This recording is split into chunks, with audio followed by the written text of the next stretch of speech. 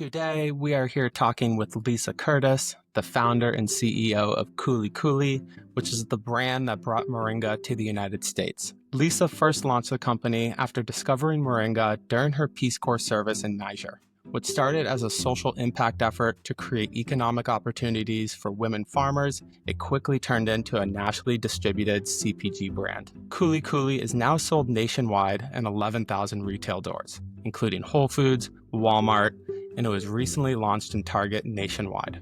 The brand has seen tremendous growth over the years, and they've raised $11.5 million in venture capital funding. In this episode, we'll dive into what it takes to build a category from scratch, the growing pains of scaling a mission-driven business, and how to make social impact a core part of the brand values. Lisa, welcome, and thank you so much for joining me on the brand study. Thanks for having me. So to kick this off, I would love some context about the products that you all sell at Kuli Kuli, and also what is moringa? Yeah, so moringa is an amazing plant. It's actually a tree. And I started working with it, as you alluded to, while I was in the Peace Corps. So the short backstory is I was a volunteer in Niger, West Africa. I'm a vegetarian in the Peace Corps, my little Peace Corps village. I was not getting a lot of variety in my diet. I was basically eating like just carbs every day. And it was a diet that left me feeling pretty awful. So I asked some of the women, what can I eat to give me the protein, the iron, the energy that I was lacking? And they pulled these leaves off a tree, mixed them into a popular local snack called Kuli Kuli. So that's where the name comes from, is this idea of how do we give nutrient-rich superfoods like moringa to people in a way that transformed their health, as it did mine when I was in Peace Corps. So moringa had incredible impact on my health, my body. I felt my strength return, and I got hooked on how do I bring moringa and other sustainable superfoods here to the US and do it in partnership with women like the women I was working with in West Africa. Moringa is, been used around the world for a very long time. It's been used a lot in Ayurvedic medicine. It's called the drumstick tree in India, called malunggay in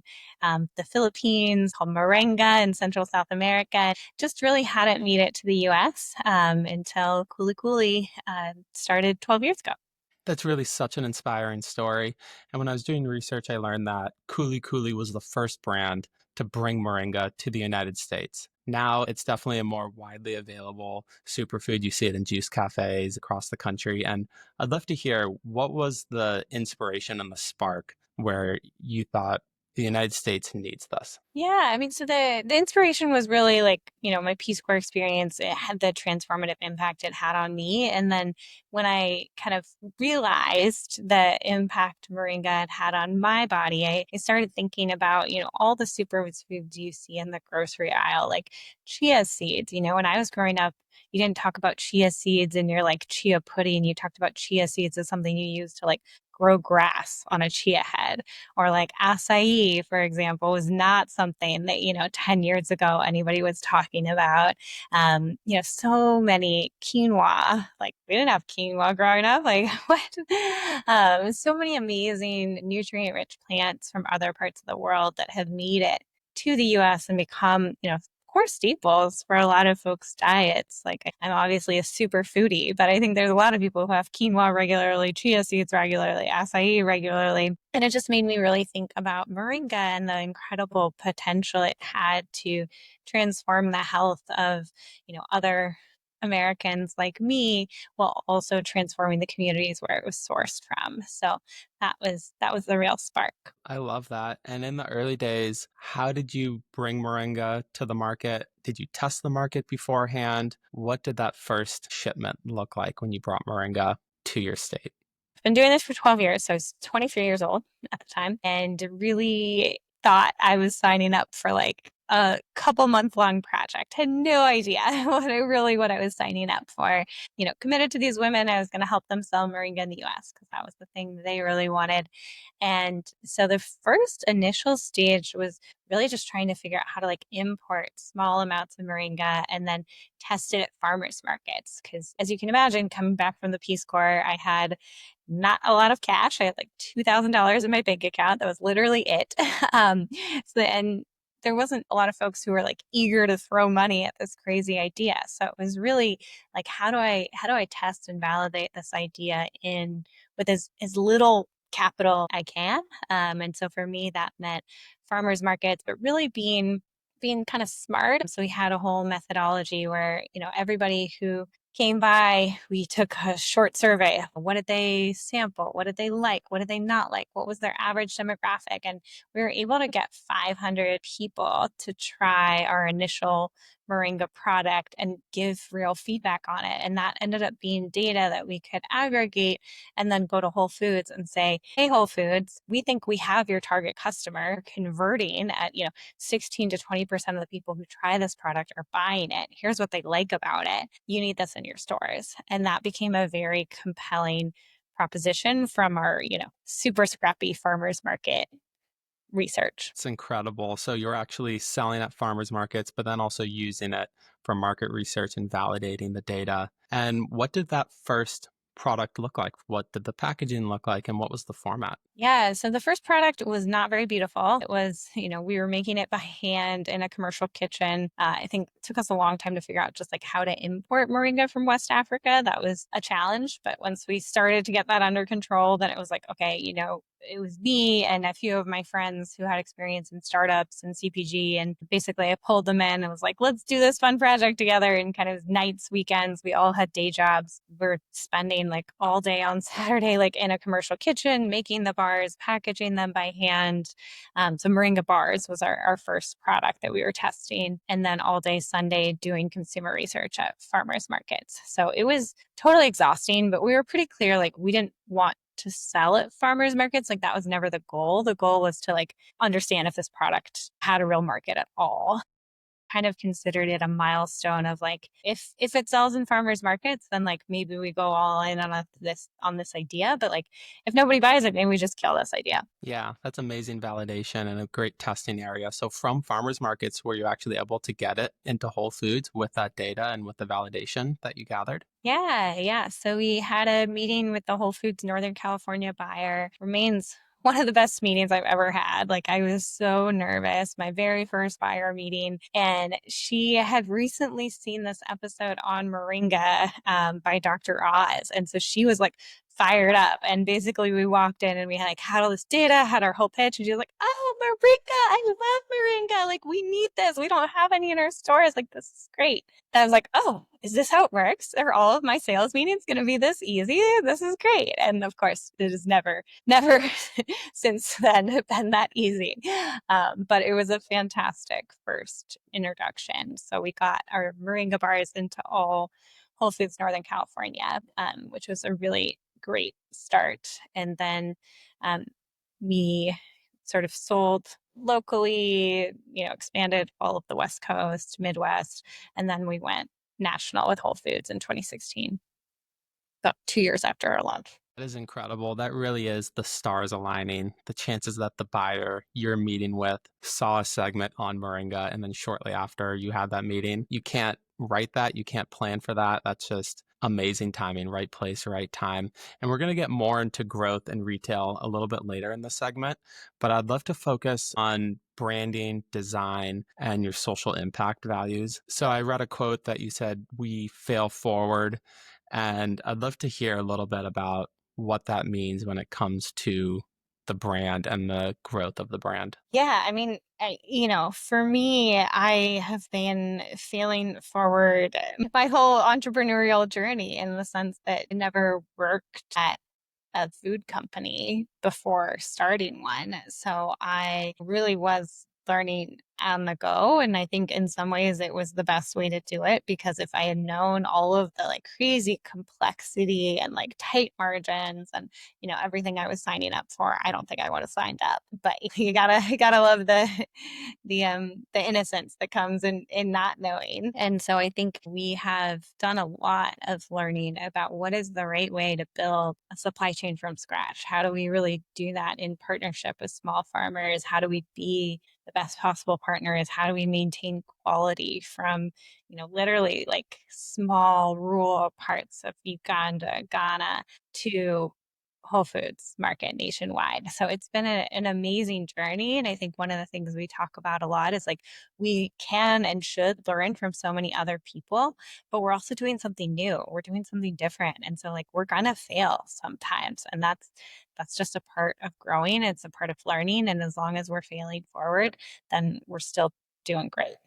And I think that's entrepreneurship 101 is failing, learning, reiterating, giving it another shot. Do you have maybe one or two stories of any failures that in the moment seemed really dramatic, but actually maybe had a silver lining long term? Oh, so many. So many. But one that comes to mind was in 2016. So we had gotten approval from Whole Foods that they wanted to launch us nationwide, which was so exciting. Huge opportunity, like, business changing opportunity. And then, a couple weeks later, we were talking to, at the time, our sole supplier, which was this women's cooperative in northern Ghana. And they told us that their entire farm had just burned down from a wildfire. So we literally had this moment of like, oh my God, like, are we gonna make it? Like, are we gonna survive? Like, I don't, this is like the biggest opportunity of our life and also the biggest challenge at the same time. And it was a good lesson in resiliency and creativity. And it took me a while because I think I had fixated on like, we're sourcing from, women farmers in Africa. And it was like, well, but now we're not. And so we had to kind of go back to the drawing board. And it's like, what are we trying to do here? And what we're trying to do is support small farmers to create a better life for themselves and their communities by growing this incredibly nutritious, incredibly climate resilient crop. It doesn't have to be on the African continent. It just has to align with our values and with our quality standards. And so we ended up finding this really cool family farm in Nicaragua that was doing really great work with moringa. They happened to be growing a lot of it. And we pulled that launch off like literally by the skin of our teeth. But we pulled it off. And it has, that was the thing that kicked us up from like a couple $100,000 a year business to a multi-million-dollar business. Wow. I can imagine in the moment scrambling, trying to find a new source, but ultimately you're able to diversify your supply chain and not be reliant on just one source while still maintaining true to your mission of supporting independent and small farmers. That's an incredible story. And when you first brought moringa to the United States, so you're in Whole Foods, what was it like? What was the consumer sentiment? What was the demand like? And was there a lot of education involved, or did it seem to naturally click with consumers? So much education. It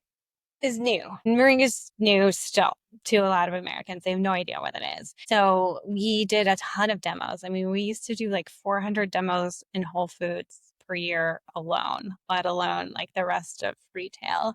We had this whole field team that was like in stores at events, at like running events and yoga events and what have you, like talking to people about moringa, sampling our products. And that was really how we got the word out initially. I think the other thing that helped us in ways that, we didn't fully understand when we launched, we knew that moringa was like culturally important to a lot of different people around the world, but it's been really cool to see how much it resonates in a lot of Americans who are first or second generation immigrants. So we hear all the time from folks of like, oh, moringa, my grandmother has a tree in Mexico. She uses it to manage her diabetes. Or moringa, my mom puts that in sambar. It's like a huge part of, Indian cuisine. Just so many people who say that like, oh, this plant is important to me. It's important to my culture and I know it and I'm going to buy it. And so I think that's part of the reason that Kuli Kuli has been so successful at places like Walmart and, other sort of mass retailers where you wouldn't necessarily expect like a unique green superfood to really succeed.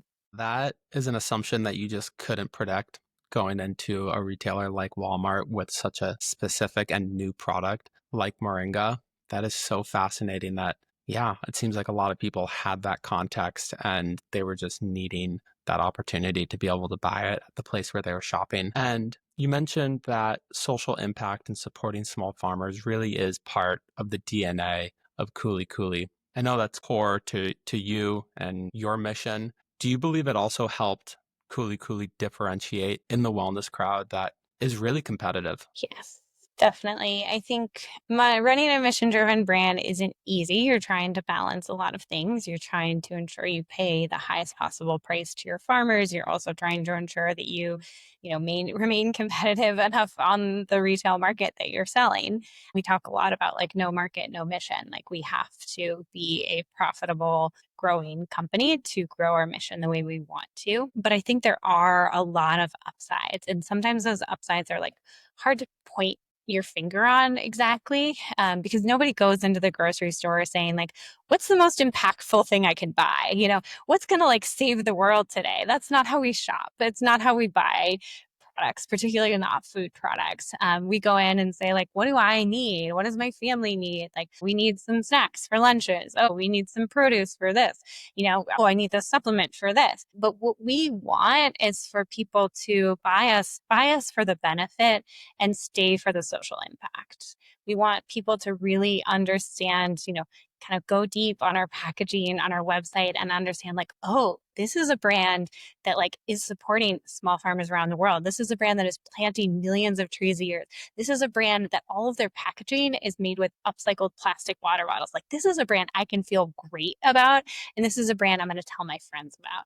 And so I think that it gives us a level of virality that we would not otherwise have. Yeah, that is incredible to hear. And also just the impact of the storytelling behind the brand. Like you mentioned, it creates this viral moment and it gives you a real reason to talk about the brand beyond just moringa. It really goes deep into the DNA of the brand and deep into the DNA of the consumer. And you create that connection with the consumer's values, the brand values, and you really create this deepened relationship when you have people who actually care about the supply chain and where the product is coming from and actually protecting the earth. I think that is so powerful to hear. And then as the brand has grown, so you've grown tremendously since 2012, I would love to hear a little bit about how you've shifted messaging, key visuals, and identity, and how that has helped unlock the next stage of growth that you've seen. Yeah, I mean, it's a really interesting moment in time. So Kuli Kuli just changed our logo, changed our packaging dramatically. We just did a full rebrand for the first time in our company's history. We've like tweaked things here and there, but we've never like, really gotten our glow up, and we like glowed up in a big way. We have changed a ton, and I think it's been cool to see the reaction. It's been overwhelmingly positive from consumers, from buyers, from the media. And I think that the thing that we've been trying to convey is we spent 10 years talking about moringa and being like the moringa brand. And we still are the moringa brand. I mean, we're, 60% of the moringa market in the US and the largest moringa company in the world, but we also are sourcing other climate smart superfoods. And about half our product line doesn't have moringa in it, but has these other really cool plants like baobab and lucuma and hibiscus. So we're trying to make it clear that like what you're buying on is you're buying on the Kuli Kuli brand. And this is what Kuli Kuli stands for. And it's not just the moringa powder or the X powder. It's like, this is the like brand ethos, and getting that look and feel across in our packaging has been really cool. So interesting. So expanded beyond moringa, and now Kuli Kuli is a superfood brand. Yeah, exactly. From both our packaging to our product line, we really are a brand that is standing for climate smart, community grown superfoods. So fascinating. And did you have any challenges, any roadblocks with the rebrand? Because I know the process, it's an in depth process. How did the process go for you all? Yeah, I mean, it always takes a lot longer than you think. We started this process over a year ago, and here we are, and it's rolling out on shelves as we speak. And I think the thing about CPG is it just like takes so long from when you print the packaging for it to go to production, for it to go to the distributors, for it to go to the retailers. And so there is this like ugly duckling phase where like a lot of our retailers have some of the old brands, some of the new brand, but like we're turning into the swan. We're getting there, and we're starting to see this like really nice brand block across our retail partners, which has been amazing. So I mean, yeah, I don't know that there's like a specific roadblock other than just the pain of new packaging and all of the like little aspects of that that's like, oh shit, forgot to like correct this grammar mistake. Like now we got to like fix it before it goes out on 50,000 packages. There's so many little details when it comes to a rebrand, especially when dealing with CPG and a physical package. Once it's printed, that's the batch. If you want to make changes, it's the next batch of print. So I get that. And with retail, so Kuli Kuli is now sold in 11,000 retail doors, if I'm not mistaken. Congratulations on that. That's Thank you. incredible. And I saw on Instagram you all are rolling out to Target nationwide. Would love to hear that process and how that has come to be. Yeah. So we've been talking to Target for a long time, but we're really excited last June to finally get an in-person meeting. It felt like we finally had the data and all, the packaging and like everything in place where Target was like, yes, absolutely, we want this. This belongs on our shelf. So it was a really positive meeting, and we're super excited that they went big. We're in 1,100 targets nationwide, which is a huge percent. It's the majority of them. So we definitely would love folks, if you shop at Target, if you shop that diet nutrition supplement aisle, like go check out our beautiful products. Congratulations on that. That's incredible news. It's also no easy feat for any CPG founders out there. Getting the store is huge, but then also delivering to 1,100 new stores is also a feat in its own of being able to have that inventory ready and having financing and capital ready to be able to support those stores. And then once you're actually in store, what have you seen that helps product move off the shelves? Yeah, so that's always the big question, right? Like everybody's like, "Oh, I made it on shelf." And it's like, "No. Making it on shelf is comparatively the easy part. It's getting off the shelf." So I think it all starts with the packaging. Is it eye-catching? Is it compelling? Does it speak to the benefit that consumers are looking for? I think then it's about the product inside. Like maybe they'll buy it once. Are they going to buy it again? And then it comes down to like sort of, top of funnel. What are you doing to drive people to the stores to look to your product? And for us, that's very much a combination of social, a lot of digital ads, assets, and then also kind of, doing what we can with our community to really like drive reviews and drive awareness and get that flywheel going so that people start to see us everywhere. And I think there is definitely like some economies of scale that you get when you're in a certain number of stores. And I love hearing like, oh my gosh, you guys are everywhere. Like we've started to hear that a lot more just because people see us at Walmart and then they see us at Target and then they see us at Costco and then they see us at Whole Foods and they see us at Sprouts and they're like,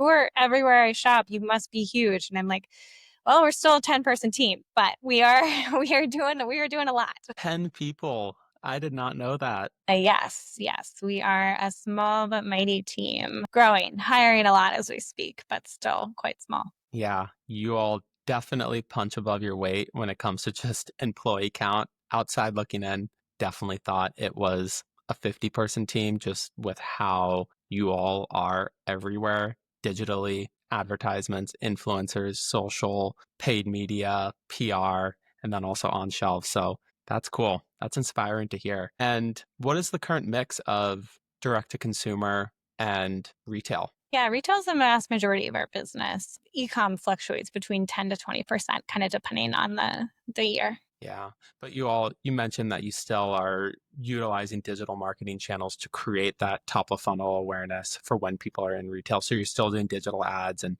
all the digital marketing channels to essentially support retail shoppers. Yes, certainly. We do a lot of digital to drive retail. Yeah, and is there any one lever that you've seen that has the highest return from a digital or in-store strategy? I think it depends on what you're trying to do. I mean, the best lever is always closest to shelf, like an off shelf. Nothing drives more sales than an off shelf. So we're always working with our retail partners to say, like, can we get it off shelf? What can we do?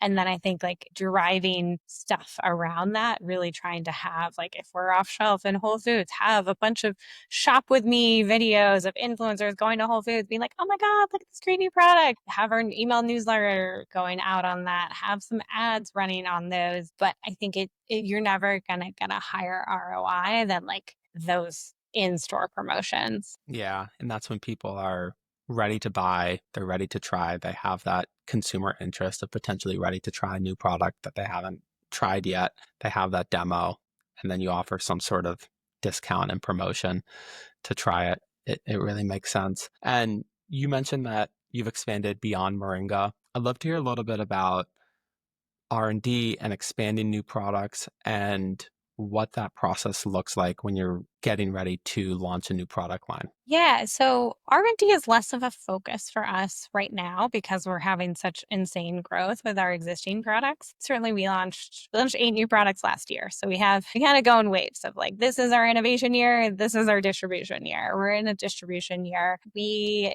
have an amazing innovation manager. He spends a bunch of time just like thinking about like what are the trends and also like what are our farmers growing and like where's the sweet spot in terms of overlap of those. So it's a process that we're not thinking a ton about right now, but it's something that, come towards the end of the year, we'll kind of get back into the innovation swing. Yeah, 8 new products in 1 year. That must have been a busy year. I saw you launch gummies and mushroom blends recently. So we launched our superfood lattes, and then which one of them is a matcha moringa, which has lion's mane mushroom in it, so kind of really enhances like focus and mental clarity. And then our gummies, we actually launched 3 years ago, but then last year we launched like an extension. So we launched a new gummy and a new blend. That's a lot to balance.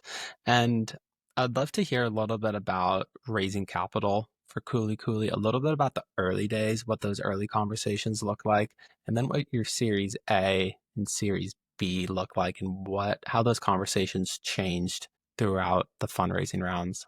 Early days was like pulling teeth. I mean, I came back from the Peace Corps. I was very young, very inexperienced, talking about a superfood that nobody had ever heard of. There was a lot of like, oh, that's cute, little girl. Good luck. And not a lot of writing checks. So it was really like I worked so hard to get our first 500K. Then when we got the commitment from Whole Foods to take us nationwide, that was something that I was able to pretty quickly activate a lot of investors around. So I raised, it took me like almost a year to raise the first 500K.